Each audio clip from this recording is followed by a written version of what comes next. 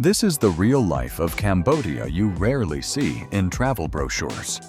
A country where a river reverses direction. A lake can grow several times larger. Entire communities adapt their lives to rising water. And the remains of a massive ancient civilization still hide beneath the landscape. Beyond Angkor Wat lies a Cambodia far stranger and more surprising than most travelers ever imagine.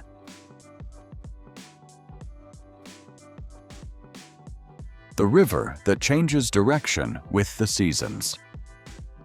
Imagine standing beside a river and watching something that seems to defy nature itself. For part of the year, the water flows in one direction. Then, as the seasons change, the entire river reverses course and begins flowing the opposite way. This is not a myth. It happens in Cambodia, along the extraordinary Tonle Sap River. During the dry season, water flows from Tonle Sap Lake through the river toward the Mekong. But when the rainy season arrives, the Mekong rises dramatically. The pressure becomes so powerful that it forces the Tonle Sap River to reverse direction, pushing huge volumes of water back toward the lake. The result is astonishing. According to the Mekong River Commission, Tonle Sap Lake can expand from roughly 2,500 square kilometers to around 15,000 square kilometers at the peak of the flood season. Its water volume can rise from about 1.5 cubic kilometers to somewhere between 60 and 70 cubic kilometers. In other words, a landscape that appears relatively contained during the dry months can transform into an enormous inland sea. This annual pulse is far more than a natural curiosity. Floodwaters spread across forests and floodplains, creating feeding and breeding grounds for fish and supporting one of Southeast Asia's most important freshwater ecosystems. The Mekong River Commission estimates that around 40% of Cambodia's population depends on the lake and its floodplains for food, income, or both. And the phenomenon is still closely monitored today. During the 2025 wet season, observations at Prek Kadam recorded the reverse flow beginning on May 29th. By September 22nd, accumulated reverse flow into the lake had reached about 26.15 cubic kilometers. The flow later switched back outward on September 14th as Mekong water levels declined. Communities where life moves with the water. Now imagine living in a place where the ground beneath your world is never truly permanent. Around Cambodia's Tonle Sap Lake, the dramatic rise and fall of the water has shaped communities whose daily lives follow a rhythm completely different from that of most cities. In some areas, houses stand on towering stilts, rising several meters above the ground. During the dry season, visitors may see roads, exposed land, and wooden homes standing high overhead. But when the rains arrive and the lake expands, the same landscape can transform. Water spreads beneath the houses, boats replace some land-based travel, and entire neighborhoods appear to rise above a vast aquatic world. Elsewhere, floating communities have developed another way of adapting. Homes and other structures rest directly on the water and may shift location as conditions change. Boats are not simply used for fishing. They can become an essential form of transportation, connecting families with markets and other parts of the community. Fishing has historically been central to life around the lake. Tonle Sap is one of the world's most productive inland fisheries, and the wider Mekong Basin supports an extraordinary diversity of freshwater fish. For generations, the annual flood pulse has helped move nutrients and create crucial habitats for fish populations. But life here is not frozen in time, and it should not be romanticized. Communities around Tonle Sap face serious challenges, including changing fish stocks, environmental pressure, water pollution, access to education and healthcare, and uncertainty surrounding the future of the Mekong's natural flood cycle.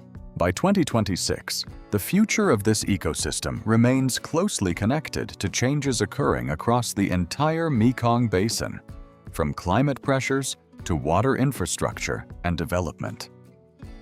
Here, the water can determine how people travel, work, fish, and organize daily life. And when the lake rises, an entire landscape changes with it. The food that shocks many first-time visitors. If you believe you are brave enough to eat almost anything, Cambodia may have a surprise waiting for you.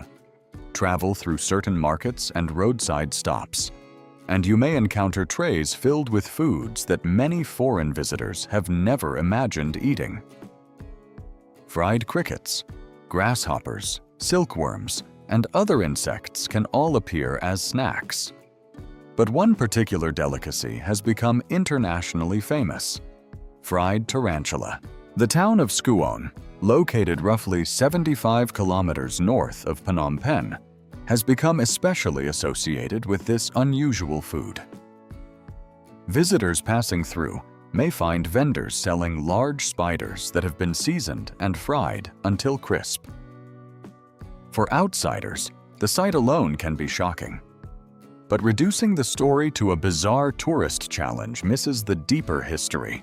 Accounts of Cambodia's spider-eating tradition are often connected to periods of severe food scarcity, particularly during the country's traumatic years in the 1970s, when people were forced to find alternative sources of food. However, the exact origins of the practice are difficult to document, and today, the spiders sold in places like Skuon are better understood as a regional specialty and tourist curiosity rather than something eaten every day by all Cambodians. Insects, however, have a broader role in food systems across parts of Southeast Asia. They can provide protein and other nutrients, and their consumption reflects traditions that existed long before eating insects became a global conversation about sustainable food. By 2026, travelers can still encounter edible insects in Cambodian markets, especially in areas visited by tourists. Yet changing ecosystems and pressure on wild populations have also raised questions about how some species are collected. But Cambodia's next surprise is far larger, because hidden beyond its most famous temple lies evidence of an ancient urban world whose true scale is still astonishing researchers today. The Lost Megacity. Hidden beyond Angkor Wat. When most people imagine Cambodia, one monument dominates the picture: Angkor Wat. But the famous temple is only one piece of something far larger. Hidden beneath forests, farmland, and modern villages are traces of an enormous urban landscape that once formed the heart of the Khmer Empire. For centuries, much of this world was difficult to see from the ground. Then researchers began using LiDAR, a technology that sends laser pulses from aircraft to map subtle features beneath dense vegetation. The results transformed our understanding of Angkor. Researchers identified extensive networks of roads, canals, reservoirs, embankments, and settlement patterns surrounding the temples. Rather than an isolated collection of religious monuments, Angkor was part of a vast and highly organized landscape engineered on an extraordinary scale. Today, the UNESCO-listed Angkor Archaeological Park covers approximately 400 square kilometers. At its height, the wider urban complex extended far beyond the temples tourists visit today, and scholars have described Greater Angkor as one of the largest pre-industrial urban complexes ever known. Its most astonishing feature may have been water. The Khmer civilization constructed massive reservoirs, canals, and hydraulic systems designed to manage the extreme differences between Cambodia's wet and dry seasons. Some reservoirs stretched for kilometers, revealing a society capable of reshaping an entire landscape. By 2026, archaeologists are still studying how Angkor grew, functioned, and eventually changed. Research suggests that environmental pressures, political transformation, and problems within its complex water management network may all have contributed to its decline, although no single explanation tells the entire story. And this is what makes Angkor so mysterious. The stone temples were never the whole city. Much of the population lived in structures made from materials that disappeared over time, leaving behind traces that modern technology is only beginning to reveal. The country where the US dollar became part of daily life. Imagine arriving in Cambodia, ordering a meal, checking into a hotel, or walking through a tourist market, only to see prices written in US dollars. You are thousands of miles from the United States, yet for decades, the American dollar has played an unusually visible role in Cambodia's economy. Cambodia's official currency is the riel, first introduced in its modern form in 1980. But after years of conflict and economic instability, foreign currencies circulated widely. During the early 1990s, the arrival of the United Nations Transitional Authority in Cambodia brought a large influx of US dollars into the economy, helping accelerate a process often described as dollarization. Over time, Cambodia developed what many visitors found to be a remarkable dual currency environment. In tourist areas, hotels, restaurants, transportation services, and shops frequently quoted prices in dollars, while the Cambodian riel remained widely used for everyday transactions.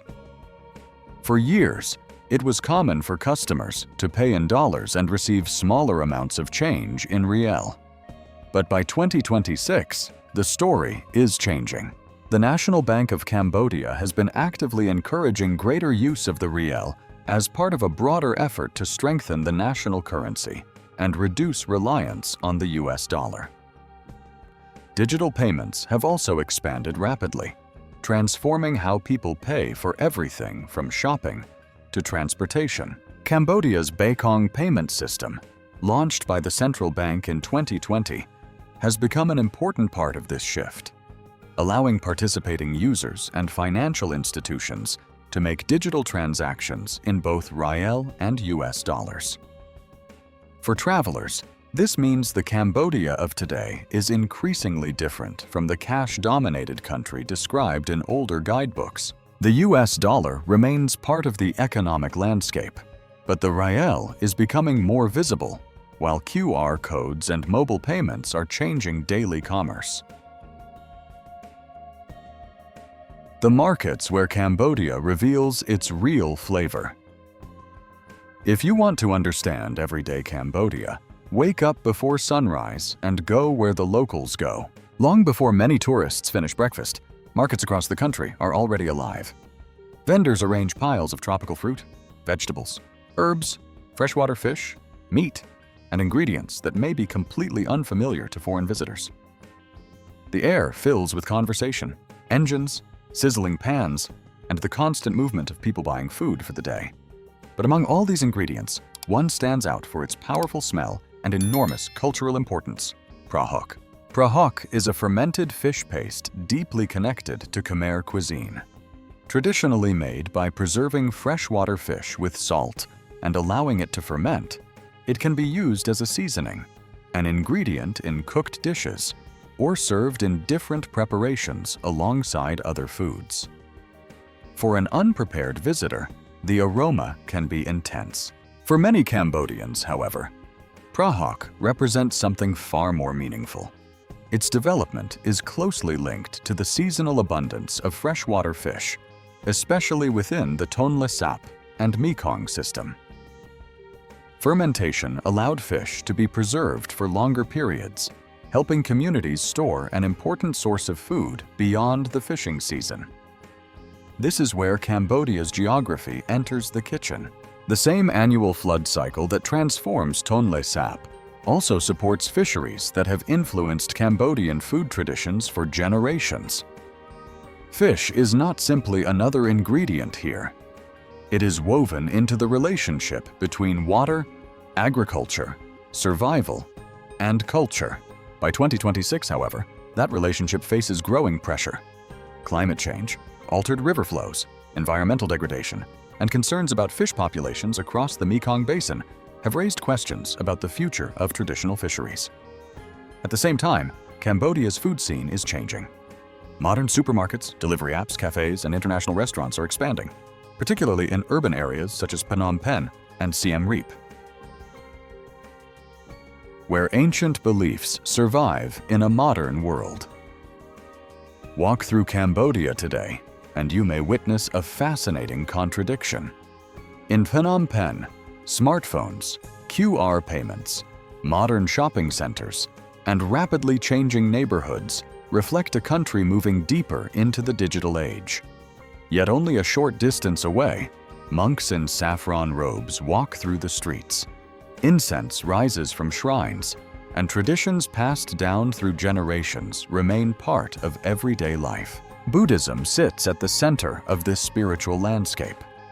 According to Cambodia's constitution, Buddhism is the religion of the state, and Theravada Buddhism has long played a major role in Khmer society.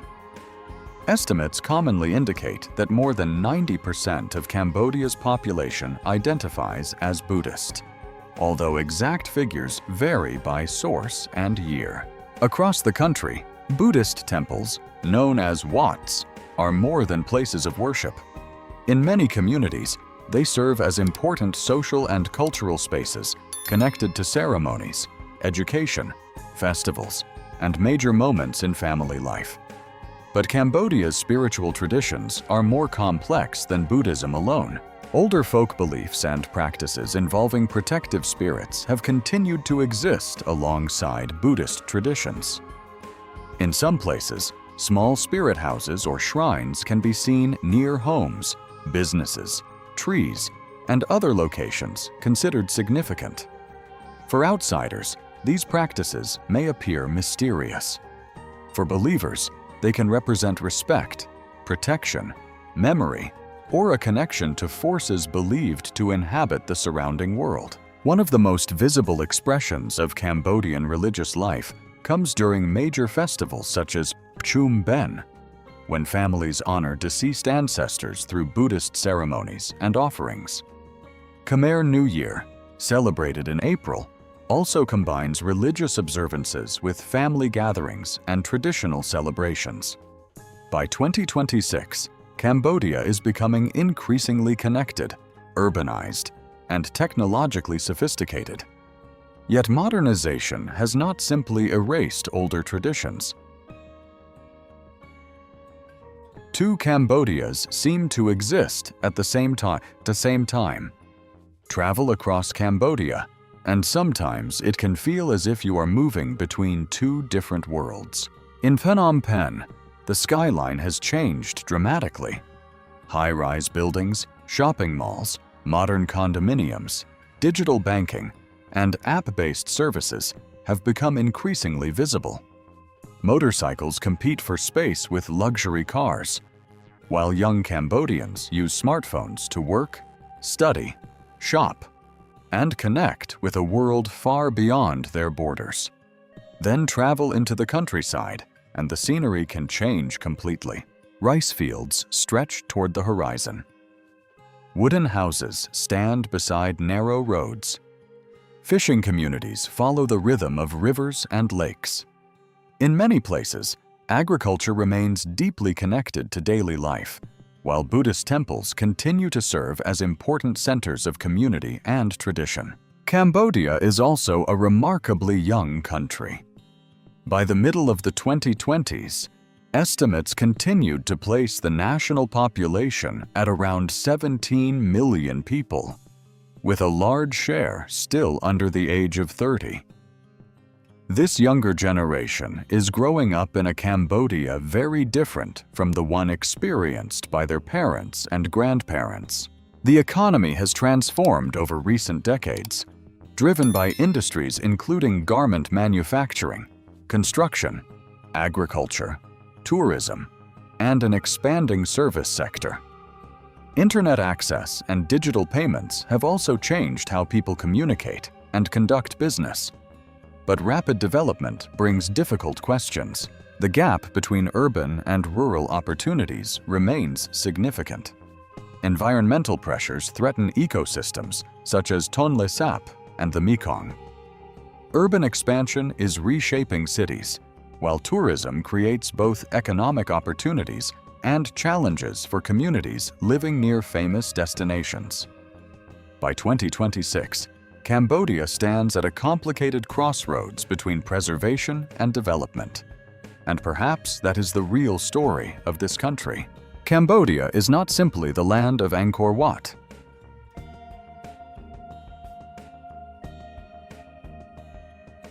Cambodia is a land of extraordinary contrasts, where ancient temples meet modern cities and life still moves with the rhythm of water. Beyond Angkor Wat lies a country full of surprises, traditions, and remarkable stories. And perhaps the real Cambodia is the one you discover when you dare to look beyond the surface.